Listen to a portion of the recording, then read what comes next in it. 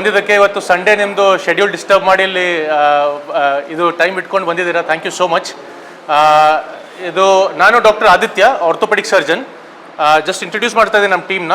Doctor Jayant ಅವರು orthopaedic surgeon, doctor Mounika ಬಿಂದು ಅವರು ರೇಡಿಯಾಲಜಿಸ್ಟ್ ಇದ್ದಾರೆ, ಡಾಕ್ಟರ್ ಪ್ರಿಯಾ ಮತ್ತು ಡಾಕ್ಟರ್ ಅನಿಲ್ ಕಾಂಬ್ಳೆ ಅವರು ಫಿಸಿಷಿಯನ್ ಜನರಲ್ ಮೆಡಿಸಿನ್. ಇವರು ನಮ್ಮೊಬ್ಬರು ಪೇಷಂಟ್ ಇದ್ದರು. ನಾವು ಇದೇನು ಕಂಡೀಷನ್ ಇದೆ ಅಂತಂದರೆ ಹುಟ್ಟಿದಾಗಿಂದ ಬಂದಿರೋ ಕಂಡೀಷನ್ ಸರ್. ಇದು 1.5 ಲಕ್ಷ ಮಕ್ಕಳಲ್ಲಿ ಒಬ್ರಿಗೆ ಬರೋದು. ಅದರಿಂದ ಏನಾಗುತ್ತೆ ಅಂತಂದರೆ 2 ಹಿಪ್ ಜಾಯಿಂಟ್ಸ್ ಡೆವಲಪ್ ಆಗಲ್ಲ. ಸೊ ಅವರಿಗೆ ನಡೆಯೋಕ್ಕೆಲ್ಲ ಸರಿಯಾಗಲ್ಲ, ಲೆವೆಲ್ ಸರಿ ಇರಲ್ಲ, ಪೇನ್ ಇರುತ್ತೆ, ಬ್ಯಾನಿ ಇರುತ್ತೆ. ಬೆಳೀತಾ ಎಲ್ಲರದು ಜಾಯಿಂಟ್ಸ್ ಡೆವಲಪ್ ಆಗಬೇಕು, ಬಟ್ ಅವರಲ್ಲಿ ಜಾಯಿಂಟೇ ಡೆವಲಪ್ ಆಗಲ್ಲ. ಸೊ ಆ ಜಾಯಿಂಟ್ನ ನಾವು ರೀಕನ್ಸ್ಟ್ರಕ್ಟ್ ಮಾಡಿಕೊಟ್ಟಿದ್ವಿ. ಅಂತಂದರೆ ಅದು ಆರ್ಟಿಫಿಷಿಯಲ್ ಜಾಯಿಂಟ್ ಮಾಡಿಕೊಟ್ಟಿದ್ವಿ 2 ಹಿಪ್ ಜಾಯಿಂಟ್ಸಲ್ಲಿ. ಅಂದರೆ ಹುಟ್ಟಿದಾಗಿಂದ ಎಕ್ಸಾಕ್ಟ್ಲಿ ಆಗಲ್ಲ, ಬಟ್ ಹುಟ್ಟಿ 1 ವರ್ಷ 2 ವರ್ಷಲ್ಲಿ ಸ್ಟಾರ್ಟ್ ಆಗ್ತಾ ಇರುತ್ತೆ ಅದು condition. Symptoms pain, leg length correct ಇರಲ್ಲ, ನಡೆಯೋಕ್ಕೆ ಸರಿ ಇರಲ್ಲ, ಮತ್ತು ಅವರು ಲಿಂಪ್ ಅಂತೀವಿ ಅಂದರೆ ವಾಕಿಂಗ್ ಪ್ಯಾಟರ್ನ್ ಸರಿ ಇರಲ್ಲ, ಸ್ಟ್ರೆಂತ್ ಡೆವಲಪ್ ಆಗಿರಲ್ಲ, ಮತ್ತು ಅದರಿಂದ ಸ್ಪೈನ್ ಪ್ರಾಬ್ಲಮ್ಸ್ ಬರುತ್ತೆ, ಬೇರೆ ಜಾಯಿಂಟ್ಸಲ್ಲೂ ಪ್ರಾಬ್ಲಮ್ ಬರುತ್ತೆ. ಇದನ್ನು ಆಟೋಸೋಮಲ್ ರೆಸೆಸಿವ್ ಅಂದರೆ ಹುಟ್ಟಿದಾಗಿಂದ ನಮ್ದೇನು ಕ್ರೋಮೋಸೋಮ್ಸ್ ಮತ್ತು ಬ್ಲಡ್ಡಲ್ಲಿ ನಮ್ದೇನು ಜೀನ್ಸ್ ಕ್ರೋಮೋಸೋಮ್ಸ್ ಎಲ್ಲ ಇರುತ್ತಲ್ಲ, ಆ ಕ್ರೋಮೋಸೋಮಲ್ ಅಬ್ನಾರ್ಮಲಿಟಿ ಇಲ್ಲ. ಇದು ಏನು ಕಂಡೀಷನ್ ಇದೆ ಅದು ರೆಸೆಸಿವ್ ಅಂತಂದರೆ ಈಗ ಇವ್ರದ್ದು ನೆಕ್ಸ್ಟ್ ಮಕ್ಕಳಿಗೆ ಬರೋ ಚಾನ್ಸ್ ಇವ್ರ ಹತ್ರನೇ ಇವ್ರ ಥರ ಕಂಡೀಷನ್ ಇನ್ನೊಬ್ರ ಜೊತೆ ಮದುವೆ ಆಯಿತು ಅಂತಂದರೆ ಅವರಿಗೆ ಬರೋ ಚಾನ್ಸ್ 1 in 4. ಅಷ್ಟು ಕಾಮನ್ ಅಲ್ಲ ಇದು. ಸ್ಟಾರ್ಟಿಂಗಲ್ಲಿ ಸೀರಿಯಲ್ ಎಕ್ಸ್ರೇಸ್ ಅಂತೀವಿ. ಅಂತಂದರೆ ಅವ್ರು ಹೇಗೆ ಬೆಳೀತಾ ಇರ್ತಾರೆ ಅವಾಗ ಎಕ್ಸ್ರೇಸ್ ತೊಗೊಳ್ತಾ ಇರ್ತೀವಿ. 1 ವರ್ಷದಲ್ಲಿ 6 ಮಂತ್ಸಲ್ಲಿ ಆ ಥರ ಎಕ್ಸ್ರೇಸ್ ತೊಗೊಳ್ತಾ ಇರ್ತೀವಿ.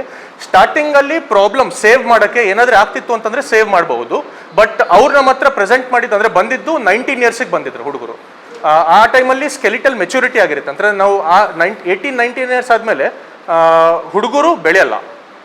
ಸೊ ಮೂಳೆಗಳು ಏನು ಬೆಳೆಯಲ್ಲ, ಜಾಯಿಂಟ್ಸು ಬೆಳೆಯಲ್ಲ. ಇದು ಬೇರೆ ಪ್ರಾಬ್ಲಮ್ಸ್ ಜೊತೆನೂ ಅಸೋಸಿಯೇಟೆಡ್ ಇರ್ಬೋದು, ಲೈಕ್ ಹಾರ್ಟ್ ಪ್ರಾಬ್ಲಮ್ಸ್ ಆಗಲಿ, ಕಿಡ್ನಿ ಪ್ರಾಬ್ಲಮ್ಸ್ ಆಗಲಿ. ಸೊ ನಾವು ಅವರಿಗೆ ಪ್ರೊಸೀಜರ್ ಮಾಡೋದಕ್ಕಿಂತ ಮುಂಚೆ ಅದನ್ನು ಥರೋ ಇವ್ಯಾಲ್ಯೂಯೇಟ್ ಮಾಡಿದ್ದೀವಿ. ನಮ್ಮ ಫಿಸಿಷಿಯನ್ ಸಾಬ್ರು ಕರೆಕ್ಟಾಗಿ ಇವ್ಯಾಲ್ಯೂಯೇಟ್ ಮಾಡಿದ್ರು ಬೇರೆ ಏನಾದರೂ ಕಂಡೀಷನ್ಸ್ ಇದೆನಾ, ಅಸೋಸಿಯೇಟೆಡ್ ಕಂಡೀಷನ್ಸ್ ಅಂತೀವಿ. ಅಂತಂದರೆ ಕಿಡ್ನಿ ಡೆವಲಪ್ಮೆಂಟ್ ಸರಿ ಇರಲ್ಲ ಅಥವಾ ಹಾರ್ಟಿಂದು ಡೆವಲಪ್ಮೆಂಟ್ ಸರಿ ಇರಲ್ಲ. ಆ್ಯಂಡ್ ಆಮೇಲೆ ನಾವು ಪ್ರೊಸೀಜರ್ ಮಾಡಬೇಕಂದ್ರೆ ಅನಸ್ತಿಷ್ಯ ಕೊಡಬೇಕು. ಅನಸ್ತಿಷ್ಯ ಮಾಡೋಕ್ಕೆ ಡಾಕ್ಟರ್ ಪ್ರಿಯಾಂಕಾ ಮೇಡಮ್ ಅವರು ನಮಗೆ ಭಾಳ ಸಪೋರ್ಟ್ ಕೊಟ್ಟಿದ್ರು. ಅನಸ್ತಿಷ್ಯ ಸಲುವಾಗಿ ಏನಾದರೂ ಡಿಫಿಕಲ್ಟೀಸ್ ಇತ್ತು ಅಂತಂದರೆ ಅದು ಕೂಡ ತುಂಬ ಚೆನ್ನಾಗಿ ಗೈಡ್ ಮಾಡಿದ್ರು. ಮತ್ತು ರೇಡಿಯಾಲಜಿಸ್ಟ್ ಮೇಡಮ್ ಅವರು ಅದೇನು ಎಕ್ಸ್ರೇಸ್ ಪ್ರಾಬ್ಲಮ್ ಇದೆ ಅಥವಾ ಆ ಕಂಡೀಷನ್ ಪಿಕಪ್ ಮಾಡೋಕ್ಕೆ ಏನೇನು ಚಾಲೆಂಜಸ್ ಇರುತ್ತೆ, ಬೇರೆ ಎಲ್ಲೆಲ್ಲಿ ಬೋನ್ಸಲ್ಲಿ ಪ್ರಾಬ್ಲಮ್ ಪ್ರೆಸೆಂಟ್ ಆಗುತ್ತೆ ಅದನ್ನೆಲ್ಲ ಪಿಕಪ್ ಮಾಡೋಕ್ಕೆ ಐಡೆಂಟಿಫೈ ಮಾಡೋದು. ಸೊ ಇದರಲ್ಲಿ ಕಾಸ್ಟ್ ಫ್ಯಾಕ್ಟರ್ಸ್ 3 ವೇರಿಯಂಟ್ಸ್ ಇರುತ್ತೆ. ಒಂದು ಕಾಸ್ಟ್ ಫ್ಯಾಕ್ಟರ್ ಇರೋದು ಇಂಪ್ಲಾಂಟ್. ಸೊ ಏನು ಇಂಪ್ಲಾಂಟ್ ಅವರಿಗೆ ಹಾಕಿದ್ದು ಅದು ಬಹಳ ಲಿಮಿಟೆಡ್ ಸಪ್ಲೈ. ಸೌತ್ ಇಂಡಿಯಾದಲ್ಲಿ ಒಂದೇ ಪ್ಲೇಸಲ್ಲಿ ಸಿಗುತ್ತೆ. ಇದು ಚೆನ್ನೈಯಲ್ಲಿ ಅವ್ರದ್ದು ಹೆಡ್ ಕ್ವಾರ್ಟರ್ಸ್ ಇರೋದು. ಅಲ್ಲಿಂದನೇ ಎಲ್ಲ ಕಡೆ ಸೌತ್ ಇಂಡಿಯಲ್ಲಿ ಸಪ್ಲೈ ಮಾಡ್ತಾರೆ ಅವರು. ಬಟ್ ಅದು ಅಮೆರಿಕನ್ ಮೇಡ್ ಇಂಪ್ಲಾಂಟ್ಸ್. ಅದು ಒಂದೇ ಕಂಪ್ನಿ ಮಾಡುತ್ತೆ ಈ ಥರ ಇಂಪ್ಲಾಂಟ್. ಸೊ ಆ ಕಂಪ್ನಿದು ಅದು ಸಿಗೋದು ಭಾಳ ನಮಗೆ ರೇರ್. ಆ ಇಂಪ್ಲಾಂಟ್ ಕಾಸ್ಟ್ ಒಂದು ಎಕ್ಸ್ಪೆನ್ಸಿವ್ ಇರುತ್ತೆ. ಆ್ಯಂಡ್ ಇವರಿಗೆ ಸೆರಾಮಿಕ್ ಇಂಪ್ಲಾಂಟ್ ಹಾಕಬೇಕು, ಯಾಕಂದರೆ ಇವರಿಗೆ ಲೈಫ್ ಟೈಮಲ್ಲಿ ಈ ಹಿಪ್ ರಿಪ್ಲೇಸ್ಮೆಂಟ್ ಆದಮೇಲೆ ಮತ್ತೆ ಯಾವುದು ಆಗಬಾರ್ದು ಅಂತ ಒಂದೇ ಟೈಮ್ ಹಿಪ್ ರಿಪ್ಲೇಸ್ಮೆಂಟ್ ಆಗೋಕ್ಕೆ ಭಾಳ high and quality implant use ಮಾಡ್ತೀವಿ. ಇನ್ನೂ 2 ಫ್ಯಾಕ್ಟರ್ಸ್ ಏನಿದೆ ಅಂದರೆ ಆಪ್ರೇಷನ್ ಕಾಸ್ಟ್. ಅಂದರೆ ನಮ್ಮದು ಹಾಸ್ಪಿಟಲ್ ಬೆಡ್ ಸ್ಟೇ ಆಗಲಿ, ಸರ್ಜಿಕಲ್ ಫೀಸ್ ಆಗಲಿ, ಅನಸ್ತಿಷ್ಯಾ ಫೀಸ್ ಆಗಲಿ, ಇವು ನಾವು ಓನ್ಲಿ 40,000 ಮಾಡಿದ್ವಿ. Surgical fees, bed charges, physiotherapy charges ಆಗಲಿ, ಮತ್ತು ಏನೇನು ಸುಮಾರು ಇವೆಲ್ಲ ವೇರಿಯಬಲ್ ಫ್ಯಾಕ್ಟರ್ಸ್ ಏನಿದೆ ಅದು ಓನ್ಲಿ 40,000 ಆಗಿದೆ. ಇಂಪ್ಲಾಂಟ್ ಕಾಸ್ಟ್ ಸೆಪ್ರೇಟ್ ಆಗಿತ್ತು, ಮೆಡಿಕಲ್ ಕಾಸ್ಟ್ ಸೆಪ್ರೇಟ್ ಆಗಿತ್ತು. ಸ್ಟೇಜಸ್ ಅಂತಂದರೆ ಯೂಶಲಿ 2 ಟೈಪ್ ಬರುತ್ತೆ. ಅದರಲ್ಲಿ 1 ಟೈಪಲ್ಲಿ ಬೇರೆ ಜಾಯಿಂಟ್ಸಿಗೂ ಎಫೆಕ್ಟ್ ಆಗುತ್ತೆ. ಶೋಲ್ಡರ್ ಜಾಯಿಂಟ್, ಸ್ಪೈನಲ್ಲಿ ಅಲ್ಲೆಲ್ಲನೂ ಎಫೆಕ್ಟ್ ಆಗುತ್ತೆ. ಇವರಿಗಿರೋ ಕಂಡೀಷನಲ್ಲಿ ಬರೀ hip joints, 2 hip joints develop ಆಗುತ್ತೆ. ನಾವು ಏನಂತೀವಿ, ಏನಾದರೆ ಈಗ ಏನು ನಾನು ಸ್ಟೇಟ್ಮೆಂಟ್ಸ್ ಕೊಡ್ತಾ ಇದ್ದೀನಿ ಇವೆಲ್ಲ ಎವಿಡೆನ್ಸ್ ಸಪೋರ್ಟೆಡ್.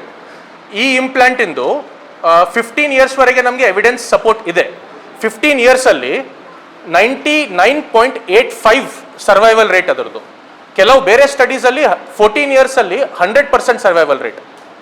14 to 15 ಇಯರ್ಸಿಗೆ ಇಷ್ಟುವರೆಗೆ ಹಾಕಿದ್ದು ಅಂದರೆ ಒಂದು 30 ಇಯರ್ಸ್ ಬ್ಯಾಕ್ 15 ಇಯರ್ಸ್ ಬ್ಯಾಕ್ ಮಾಡಿರೋ ಸರ್ಜರೀಸ್ 15 ಇಯರ್ಸ್ ಆದಮೇಲೆ ಅದೇ ಪೇಷಂಟ್ಸ್ನ ಫಾಲೋಅಪ್ ಮಾಡಿದಾಗ ಆ ಸ್ಟೆಮ್ಮಿಂದ ಲೂಸ್ ಆಗೋ ಚಾನ್ಸ್ 15 ಇಯರ್ಸಲ್ಲಿ 99.85% ಹುಡುಗರು ಇನ್ನೂ ಸರ್ವೈವಲ್ ಇದೆ. ಆಫ್ಟರ್ 15 ಇಯರ್ಸ್ ಇನ್ನೂ ಬರುತ್ತೆ. ಅದು 15 ಇಯರ್ಸ್ ತನಕ ಡೇಟಾ ಇದೆ ನಮ್ಮ ಹತ್ರ. ಇನ್ನೂ ಒಂದು 5-10 ವರ್ಷ ಆದಮೇಲೆ ಮತ್ತೆ ಆ ಡೇಟಾ ತೆಗೆದು ನೋಡ್ತೀವಿ. ಸೊ 15 + 15 ಒಂದು 30 ಇಯರ್ಸಲ್ಲಿ ನಮ್ಗೆ ಏನು ಸರ್ವೈವಲ್ ಇದೆ ಅಂತ ಗೊತ್ತಾಗುತ್ತೆ. ಯಾವ್ದು ಸರ್? ಸಾರಿ, ಇಲ್ಲ ಸರ್, ಅವರಿಗೆ ಫೇಲ್ ಆಯಿತು ಅಂತಂತಂದರೆ ಮತ್ತೆ ಪುನಃ ಸರ್ಜರಿ ಮಾಡಬಹುದು. ಬಟ್ ಅದು ಚಾನ್ಸ್ ಬರೋದು ಭಾಳ ಭಾಳ ಭಾಳ ಭಾಳ ಕಡಿಮೆ. ಅಂದರೆ ನಾವು ಒಂದು 30 ಇಯರ್ಸಲ್ಲಿ ಸರ್ವೈವಲ್ ಎಷ್ಟು ಹಿಪ್ಸ್ ಈ ಥರ ಮಾಡಿರೋ ಸಿಮಿಲರ್ ಪೇಷಂಟ್ಸಿಗೆ ಮಾಡಿರೋದು ಎಷ್ಟು ವರ್ಷ ಬರುತ್ತೆ ಅಂತ ನಮಗೆ ಇನ್ನೂ ಡೇಟಾ ಇಲ್ಲ. 15 ಇಯರ್ಸ್ ಮಾತ್ರ ಡೇಟಾ ಅವೈಲೇಬಲ್ ಇದೆ. 15 ಇಯರ್ಸಲ್ಲಿ ಒಂದು 100 ಹುಡುಗರಿಗೆ ಈ ಥರ ಮಾಡಿದ್ರೆ 99.85% ಇನ್ನೂ ಚೆನ್ನಾಗಿದ್ದಾರೆ. ಅಬ್ಸಲ್ಯೂಟ್ಲಿ ರೆಗ್ಯುಲರ್ ಆಗಿ ಮಾಡ್ಬೋದು. ಡೈಲಿ ಲಿವಿಂಗ್ ಆಕ್ಟಿವಿಟೀಸ್ ಅಂತ ಅಂತಾರಲ್ಲ, ಅಂದರೆ ಅವರು ಬಾತ್ರೂಮಿಗೆ ಹೋಗೋದಾಗ್ಲಿ, ರೆಗ್ಯುಲರ್ ಆಕ್ಟಿವಿಟೀಸ್ ಮಾಡೋದು, ವಾಕಿಂಗ್ ಆಗಲಿ, ಸಿಂಪಲ್ ಗೇಮ್ಸ್ ಆ್ಯಂಡ್ ಸ್ಪೋರ್ಟ್ಸ್ ಆಡ್ತಾರೆ. ಅದರಲ್ಲೂ ಕೂಡ ಪ್ರಾಬ್ಲಮ್ ಇಲ್ಲ, ಎಕ್ಸೆಪ್ಟ್ ಒಂದು ಲಿಮಿಟೇಷನ್ ಇರುತ್ತೆ, ಹೆವಿ ಫಾಸ್ಟ್ ರನ್ನಿಂಗ್ ಮಾಡ್ಬೋದು, ಬಟ್ ಓನ್ಲಿ ಅದರಿಂದ ವೇರ್ ಔಟ್ ಜಾಸ್ತಿ ಆಗುತ್ತೆ. ಅಂದರೆ ಇದೇನಿದು ಇಷ್ಟು ವರ್ಷ ಬರುತ್ತೆ ಅಂತ ಇರುತ್ತಲ್ಲ, ಅದು ಸ್ವಲ್ಪ ಚಾನ್ಸ್ ಕಡಿಮೆ ಅದರದ್ದು. ಸರ್ ಐಡಿಯಾ ಇಲ್ಲ, ಬಟ್ ಇದು ಕಂಡೀಷನ್ ಭಾಳ, ಅಂದರೆ ನಾನು ಯಾವುದರಿಂದ ಹೇಳ್ತಿದ್ದೀನಿ ಅಂತ ಅವ್ರ ಪರ್ಸನಲ್ ಎಕ್ಸ್ಪೀರಿಯನ್ಸಿಂದ ಅವರು ಭಾಳ ಜನ ಭಾಳ ಹತ್ರ ಕೇಳಿದ್ದಾರೆ. ಸುಮಾರು ಒಂದು ಸರ್ 5 ವರ್ಷ ಅಥವಾ ಜಾಸ್ತಿ ಇದ್ರ ಬಗ್ಗೆ ವಿಚಾರಿಸಿದ್ದಾರೆ ಅವರು. ಭಾಳ ಪ್ಲೇಸಸಲ್ಲಿ ಕೇಳಿದ್ದಾರೆ. ನನಗೆ ಬೇರೆ ಕಡೆ ಆಗಿದ್ದೇನೆ ಇಲ್ಲ ಅಂತ ಐಡಿಯಾ ಇಲ್ಲ ಸರ್, ಬಟ್ ಅವ್ರದ್ದು ಪರ್ಸನಲ್ ಎಕ್ಸ್ಪೀರಿಯನ್ಸ್ ಏನಿತ್ತು ಅಂತಂದರೆ ಸುಮಾರು ಜಾಗ ಓಡಾಡಿದ್ದಾರೆ ಅದರಲ್ಲಿ ಈ ಕಂಡೀಷನ್ ಇಟ್ಕೊಂಡು. ಸರ್ 1-1.5 ಲಕ್ಷ ಹುಡುಗರಲ್ಲಿ ಒಬ್ಬರಿಗೆ ಇನ್ಸಿಡೆನ್ಸ್, 1.5 ಲಕ್ಷ ಅಥವಾ 1 ಜನ ಅದರಲ್ಲಿ ಒಬ್ಬರಿಗಾಗ ನಡೀತಿದ್ರು, ಬಟ್ ಸರಿ ಇರಲಿಲ್ಲ ಅವ್ರು ನಡೆಯೋ ಪ್ಯಾಟರ್ನ್. ಅಂದರೆ ಅವರಿಗೆ ಭಾಳ ಬ್ಯಾನಿ ಇತ್ತು, ಪೇನ್, ಅಂದರೆ ಕೂತಾಗ ಪೇನ್ ಇತ್ತು, ನಿಂತಾಗ ಪೇನ್ ಇತ್ತು, ನಡೀತಾ ಪೇನ್ ಇತ್ತು, ಏನಾದರೆ ಕೆಲಸ ಮಾಡಬೇಕಂದ್ರೆ ಸ್ವಲ್ಪ ಪೇನ್ ಇತ್ತು. ಆ್ಯಂಡ್ ಇದು ಇವರು ಬಂದಾಗ ಕೂಡ, ಯಾಕಂದರೆ 19 ಇಯರ್ಸಲ್ಲಿ ಒಂದು ದೊಡ್ಡ ಸರ್ಜರಿ ಮಾಡಬೇಕು ಅಂತಂದರೆ ಅವರಿಗೆ ಲೈಫ್ ಚೇಂಜಿಂಗ್. ನಾವು ಕೂಡ ನಾನು ಇಂಗ್ಲೆಂಡಲ್ಲಿ ಓದಿದ್ದೆ, ನಾವು ಅಲ್ಲಿ ನನಗೆ ಕಲಿಸಿದ್ದವ್ರದ್ದು ಇದೆಲ್ಲ ಯಾರು ಕಲಿಸಿದ್ದಾರೆ ಅವ್ರ ಜೊತೆ ಕೂಡ ನಾನಿದು ಕೇಸ್ ಡಿಸ್ಕಸ್ ಮಾಡಿದೆ, ಅವ್ರದ್ದು ಪ್ರಾಬ್ಲಮ್ ಡಿಸ್ಕಸ್ ಮಾಡಿದೆ. ಆ್ಯಂಡ್ ಈ ಥರ ಏನೇನು ರಿಸ್ಕ್ ಅದರದ್ದು, ಏನೇನು ಬೆನಿಫಿಟ್ಸ್ ಇದೆ, ಏನೇನು ಚಾಲೆಂಜಸ್ ಬರುತ್ತೆ, ಇವೆಲ್ಲ ಆ್ಯಂಟಿಸಿಪೇಟ್ ಮಾಡಿದ್ವಿ. ಆ್ಯಂಡ್ ಇದೇ ಸೇಮ್ ನಾನು ಅವ್ರ ಫ್ಯಾಮಿಲಿ ಜೊತೆ ಕೂಡ ಡಿಸ್ಕಸ್ ಮಾಡಿದೆ. ಸರ್ಜರಿ ಆಗೋದಕ್ಕಿಂತ ಮುಂಚೆ ಸುಮಾರು ಒಂದು 4-5 ಸತಿ ನಮ್ಮದು ಫ್ಯಾಮಿಲಿ ಜೊತೆ ಮೀಟಿಂಗ್ ಆಯಿತು. ಅವ್ರಿಗೆ ಏನೇನಿದೆ ಎಲ್ಲ ಪ್ರಾಬ್ಲಮ್ಸ್ ಎಕ್ಸ್ಪ್ಲೇನ್ ಮಾಡಿದ್ವಿ. ಆಮೇಲೆ ನಾವು ಇಬ್ಬರೂ ಸೇರಿಕೊಂಡು ಡಿಸಿಷನ್ ತೊಗೊಳ್ವಿ ದಟ್ ಈ ಸರ್ಜರಿ ಕ್ಯಾರಿ ಆನ್ ಮಾಡೋಣ.